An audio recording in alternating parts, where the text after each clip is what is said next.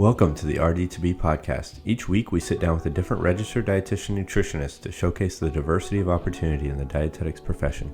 Our aim is to dismantle the notion that there is a traditional career path. I'm Carl Barnes, the registered dietitian behind the scenes of RD2BE. And I am Jenna Warnock, the RD2BE host. Our RD guests share their stories, career paths, and advice to help students like us succeed in the profession. Welcome back to another week of the RD2BE podcast. I'm your host, Jenna, and today we are sitting down with Miss Amanda Holliday. She's the program director of UNC Chapel Hill's MPH Nutrition and Dietetics program. It is a future education model that we're really excited to talk about, and so thank you so much for joining us here, Amanda. Thank you for having me. Awesome. And so we first kind of want to give a little background into you and your current position. And so how did you get your role as director of the program? Well, I am a native North Carolinian, and I wanted to live and work in North Carolina my whole life. I came into this role after completing my bachelor's degree at Appalachian State University and my coordinated master's degree at Rush University in Chicago, and then practiced for several years and was a preceptor for UNC's coordinated program, and enjoyed precepting. At the same time, I was teaching in the dietetics and medical school programs where I was working. And it just all came together. The program director, who had been here for many years, Carolyn Barrett, was retiring and reached out to me, and I applied for the job, and here I am, almost 16 years later. Oh, wow. And that's awesome how you've been in the program for so long, both as like a preceptor in the beginning and now you're the director. And so that's really great. And so one thing that we talked about was how it's an MPH future education model. And so what made UNC decide to incorporate an MPH? Because, you know, you hear MSDI thrown around a million times, but what made you guys decide to do public health?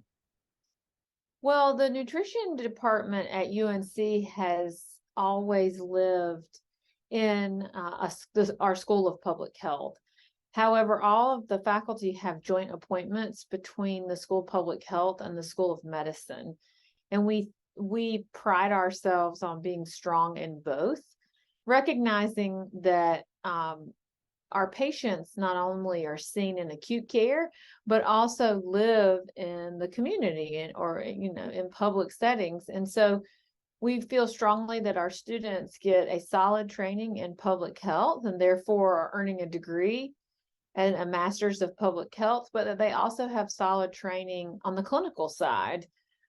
Because patients go between the two. And so being well-trained in both and having faculty well-trained in both really allows us to prepare a graduate who can be successful in a lot of different sectors. Definitely. And I like how you prioritize both sides of the clinical realm, both in a public health setting and in that one-on-one. And so you mentioned how you prep your students for that type of role with public health and also clinical and things like that. But do you recommend any specific experiences and skills students should have prior to applying? No, we don't. I mean, I think that the one thing that I would encourage people who are applying to our program to do is to familiarize themselves with what a registered dietitian is. If they shadow a registered dietitian and a registered dietitian that works in several different areas, that's really helpful. It's a privilege to be able to volunteer someplace and get experience. So we don't require you to have a certain number of volunteer hours. Working with the public, whether it's being paid or volunteered, is always a good skill to have in our field. But we don't have a one size, one criteria that we want all students to have. But familiarizing themselves with what a registered dietitian is helpful. And then I would say familiarizing themselves with public health. Public health has been in the news a lot just because of COVID, of course, but making sure that they understand that we are strong in both and what the field of public health really is. Definitely. And I think it's great how you kind of have that option and honestly alleviate stress on a lot of students applying, where it's like you don't have to reach a certain, don't have to check a certain box part, like as you say, or you don't have to fit a certain shoe size. And one super unique thing that you mentioned before is that you guys don't participate in diecast and you don't need a DPD verification statement. And so with that super unique like touch to your program, what are the prerequisites that students need for your program? Yeah, good question. We're sort of a little bit different, right, than most programs. We find that students coming in who have bachelor's degrees in other areas makes for a really rich and rewarding classroom environment. It's fun to teach and work with students who come from the arts and the humanities and the sciences and people who've been out working. In finance or business. I mean, we have students from all different sectors, and that is so fun to problem solve. When we are tackling an issue and we're thinking about that, you get perspective from all those different areas, and that makes for really great problem solving. When you think about coming into our program, you really got right to the point, which is the prerequisites, because we don't have, we don't accept everyone from a DPD program, for example, and we don't participate in match either. So we do have required prerequisites. We have a psychology or an anthropology, chemistry 1 and 2 with a lab, and then organic, but you don't have to have a lab for that.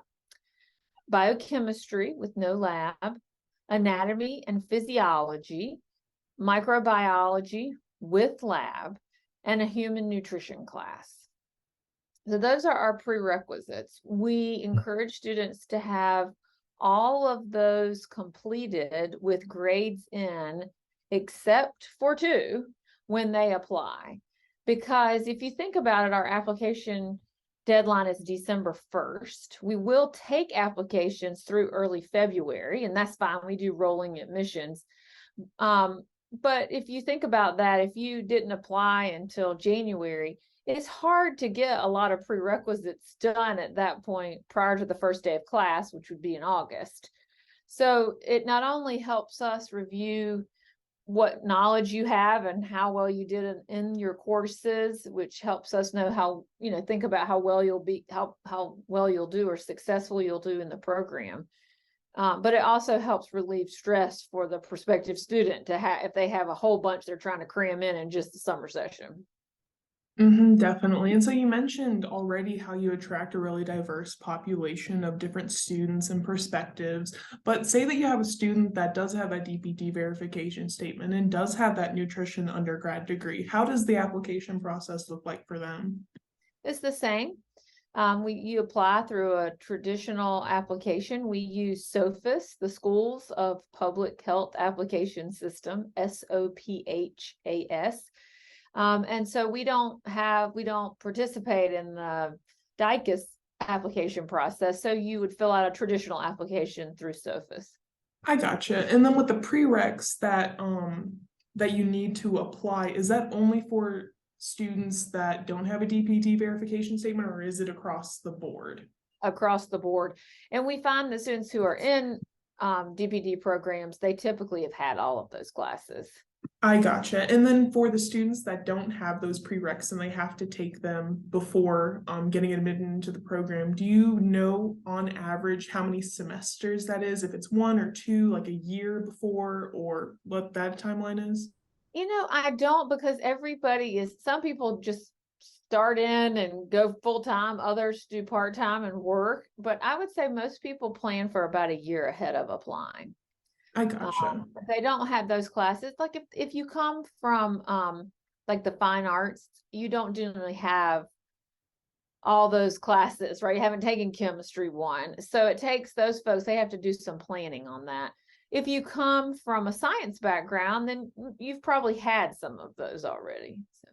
I gotcha. Yeah. So it definitely varies on your background, but it's good that you have a pretty clear cut. You need this class, and that class, because it helps. No matter what background they're coming from, they know what they need going in. And so then one quick question about the like layout or structure of the future education model with your program. And we're gonna dive into like what that is and also what coordinated program is. But before we do, can you describe how your program is laid out with the MPH and the supervised practice sites? Sure. Before I answer that question, I'll just say that if students do have questions about prerequisite classes, what classes have they taken and would they count toward our prerequisite? Feel free to email me. We are happy to review syllabi and tell you, yes, this would count toward our prerequisite or no, because some prospective students are nervous, like, does marriage and family in a sociology department count toward their sociology prereq? And the answer would be no, it doesn't. We're looking for a general sociology class. But before you spend money on a class, it gives people peace of mind if they can ask that question. So we just Thank ask, you. they just email us and attach the syllabus or the course description about the class, and then we can guide them from there. Awesome. Yeah, thank you so much for adding that little note. And we'll provide your email address as well so that they know who to contact Right. for sure. And so, yes, and then diving right into the structure of your program with the Masters of Public Health. Okay, so the structure of our program is students are on campus during the fall and spring of their first year, and they're taking core public health classes as well as foundational nutrition classes. They go out their first summer for their hospital or clinical nutrition experience and their food service management experience. Our clinical experience is 10 weeks, and our food service management experience is 2 weeks on site. We have some additional simulation. And then they come back from that. And then the second year of the program, they are in classes in fall and spring. And then that second summer, they're doing a 6-week public health nutrition experience and a 6-week advanced nutrition experience. That advanced nutrition experience is more of a capstone experience that's tailored to their interests. So for an example, if a student wanted to do a pediatric nutrition inpatient experience, they would do that during that 6-week capstone. If they wanted to work in policy or industry or more at a local health department, they could. Really, the sky's the limit. We're accredited for international placements, so we do have a good number of students every year who will go to other countries and complete that 6-week experience.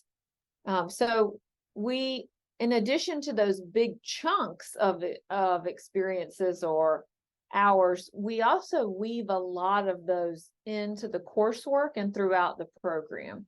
So most of that is done through simulation, where we hire trained actors and actresses to play the role of the patient, and then the students are practicing their skills in the classroom within those standardized patient labs. So for example, when you're learning motivational interviewing, you're spending a good hour with a real person who's playing the role of the patient, who's been prepped on what stage of change they're in and what their concern is and why they're here. And then you're practicing your motivational interviewing skills. The faculty review that and then give you individualized feedback. The same thing in M&T. Just like with the counseling class, you go several times. With M&T, you do the same thing. You are learning about condition management and then practicing your M&D skills. So we have a lot of that in most of our classes too. So we have hours in chunks, and then we have hours woven into the classes as well. One of the big questions we get asked about all of that is, where are our experiences? And I would just say that the first summer experience, that clinical experience, that 10-week clinical experience, is in a hospital. And those are throughout the state of North Carolina. And we're fortunate enough to partner with AHEC, which provides students with housing in those communities. And that is not an additional cost to our program. So students can train in Chapel Hill, but they could potentially do their clinical in Charlotte or Asheville or Rocky Mount or Greenville or Tarboro, Beaufort, right, all over the state of North Carolina. And that is a fantastic thing because it allows us to all have unique experiences across the state with different communities and then come back together on campus and share and learn from those experiences. And so we place our students by December 1st. So the first year of the program, you know by December 1st what hospital you'll be in when you start in May. And we do that to reduce anxiety and help with planning. So students know when they go for the winter holiday that where they're going to be next summer. And then we can work on planning for housing and getting all those documents in order prior to going, like, bloodborne pathogens and immunizations and things like that. And then the second summer experiences where you're doing your public health and your advanced, we try to have those by February 1st of the current year. So we start talking to students in October of the year prior, but have students finalized in place by February 1st. Wow. So you gave a very awesome just synopsis and kind of describing all aspects of your program. First thing with the application of like what you learn in class and taking it out in the field. I think it's great how you guys have both that in class with the trained actors and stuff so that they get that simulation, but it also eliminates that stress and anxiety of this is a real situation, real person, but it still allows them to practice. And then they also still have those big, what you mentioned, chunks where they are out in the field, but they still get that application and reinforcement, which I think is great. And then the second thing that you mentioned, where they get free housing all across, like depending on their locations in North Carolina, I think that's fantastic. And exactly like with how you described that diverse opportunities and just kind of getting to be exposed to a bunch of different places for learning. I think that's really great. And so now that you gave that example of a future education model in your setting, one thing that you did want to discuss was like what exactly a future education model is, along with coordinated programs. And so we're kind of going to go in that direction of first, like describing what makes a future education model a future education model.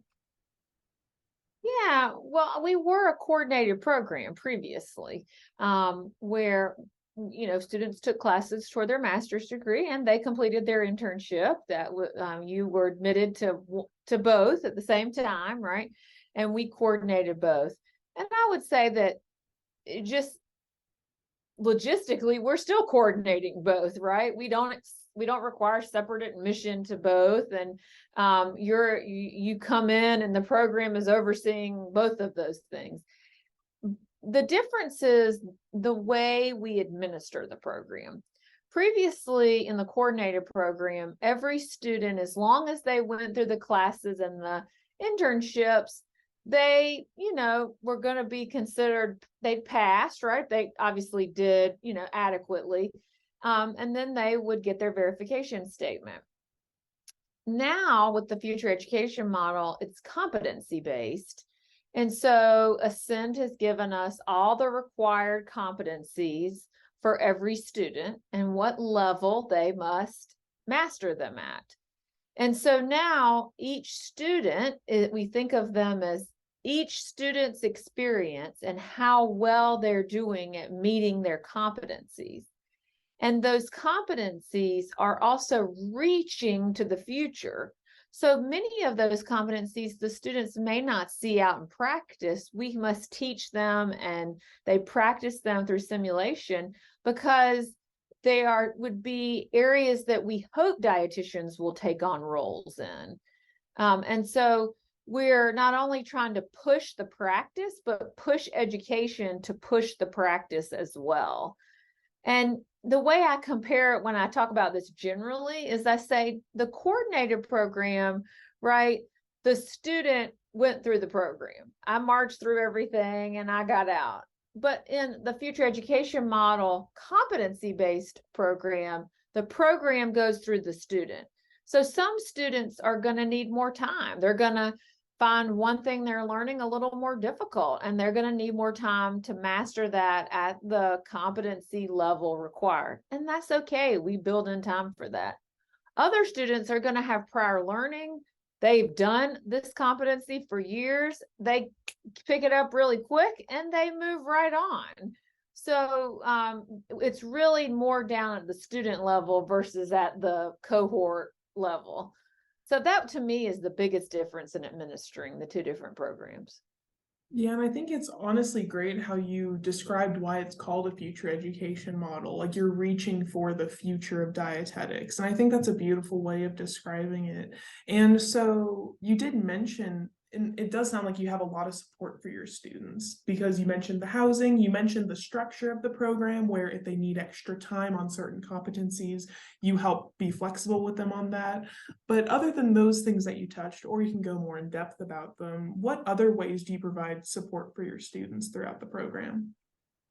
Sure. Well, I think the nice thing about being competency-based is that a student's success is what we're all aiming for, right? We have committed by being accredited by SEN that every student's going to meet the competency at the minimum level.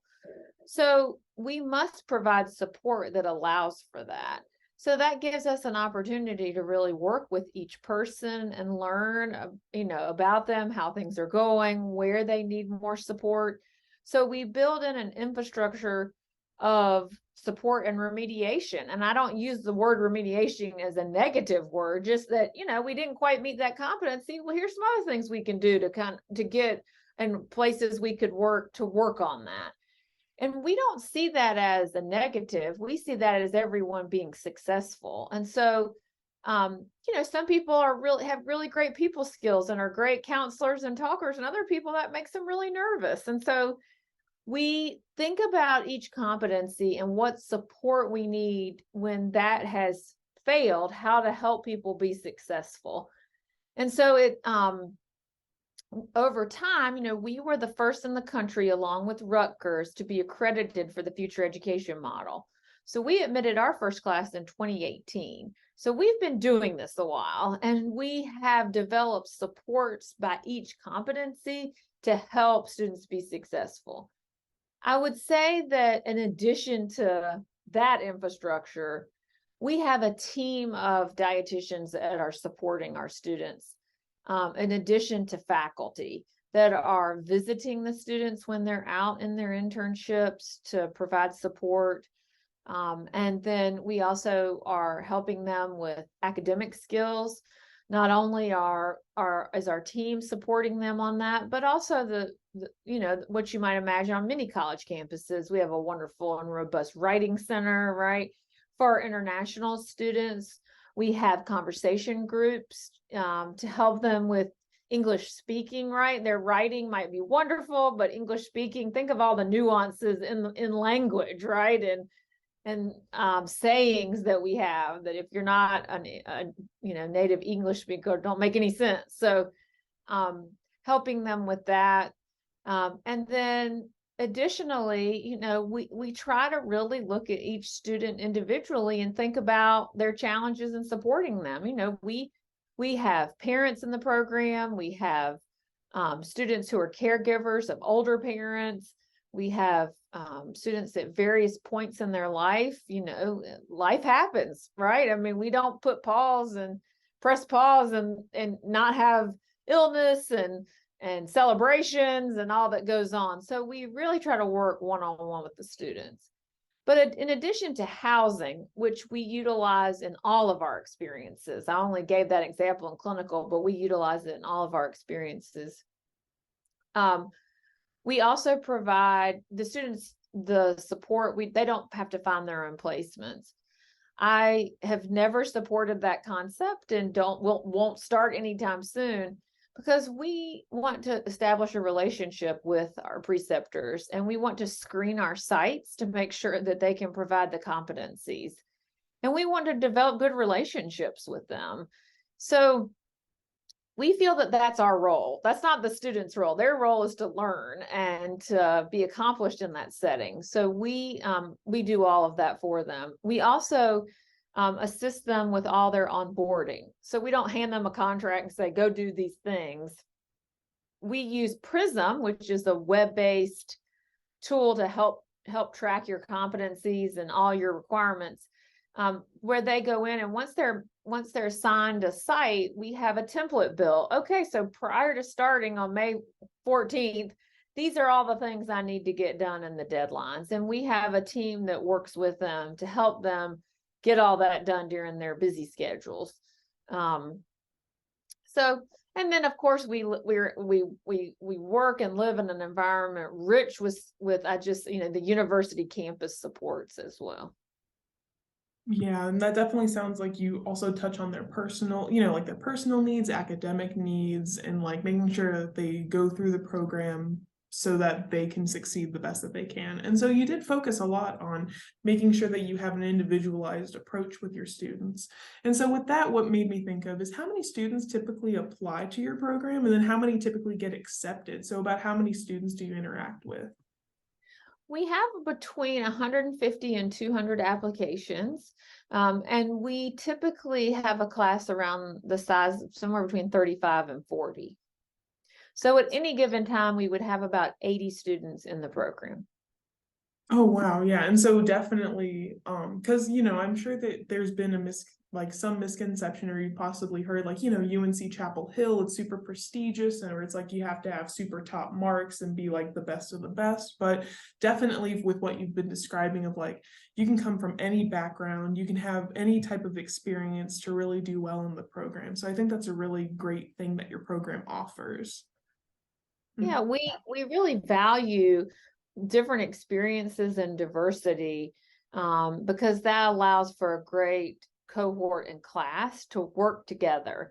We start our program by reminding people that, let's get rid of the mentality of competition and everybody trying to get an A. Our grading scale is called HP and L. We have high pass, pass, and low pass. We don't even give, A, B's, and C's anymore. And we want students to engage with the content and remove this traditional competitiveness and with each other, and realize that the more we work with our colleagues together, the greater everyone's success is. So everybody's bringing to the program experiences and strengths, and everybody's bringing weaknesses and things they've never learned about or participated in.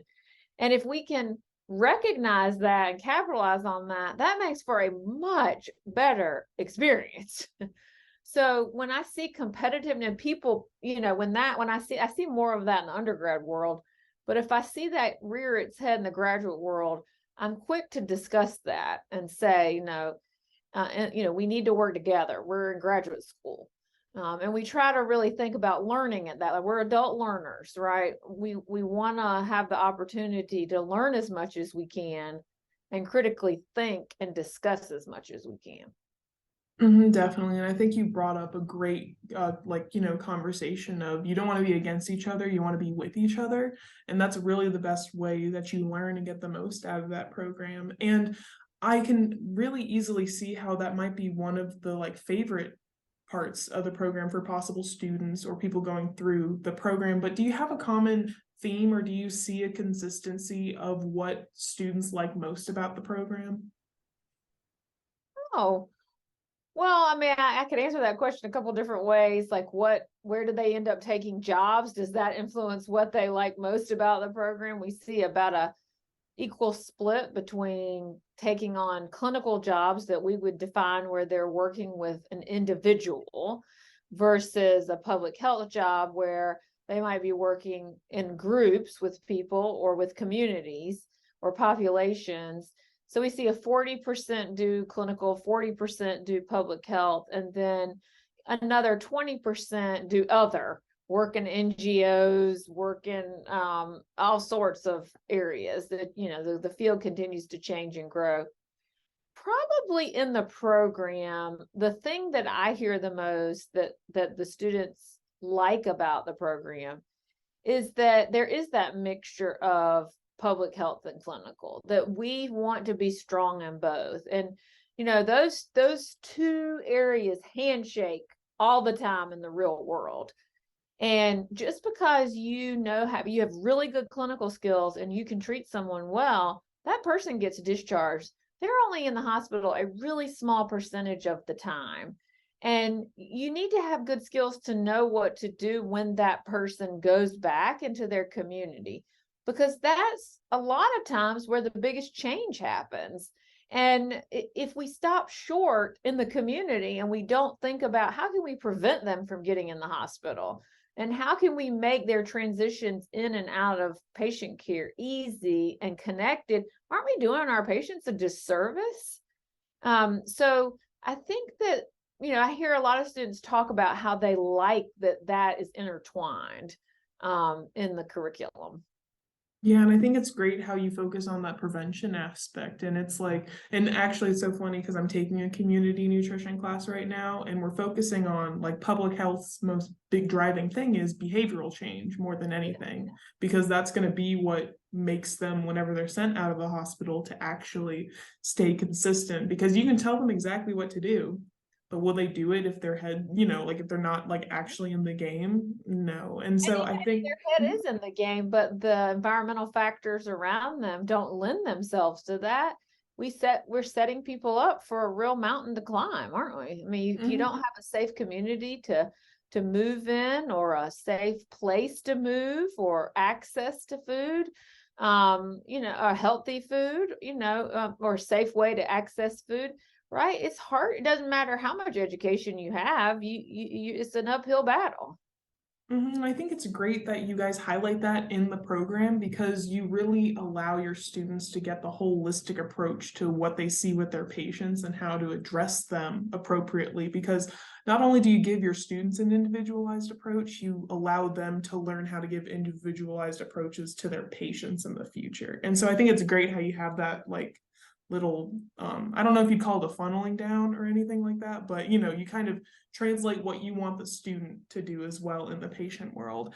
And so you covered a plethora of information about future education models, your program, the awesome support that you have. And so we really do want to end on this final note of what advice would you give to RD2Bs applying to dietetic internships in the future education models, coordinated programs, all across the board?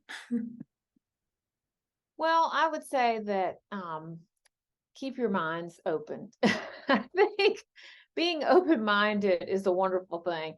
I see students who are like, I'm only doing this one thing and this is what I want to do. And then they get in a class and they say, I never even knew that existed. I didn't even know that was a possibility. Or the science changes, right? Think of all that we know now with personalized nutrition. And and people who are closed-minded miss those opportunities. And we see unique and fantastic linkages occur. Someone who has had experience as a ballerina as when they were a small child, and then they get interested in athletics, but they have an allergy. They're interested in allergies. And then they find out, oh my gosh, I didn't know that metabolic nutrition was a thing. And they end up bringing all that stuff together and doing fantastic things. So keep an open mind and enjoy learning and enjoy learning and networking. I think that our education is important, but networking and continuing to learn is really important. And we can't improve the field and push the field and be better as practitioners unless we do that. So that would be my advice to future RDs, for sure. Yeah, thank you so much because I think that's a great note to end on. And I really appreciate you taking time to talk about your program, talk about different program types, and you really are going to benefit a lot of prospective dietitians. So thank you so much for taking time to talk today. Yeah, thanks for having me.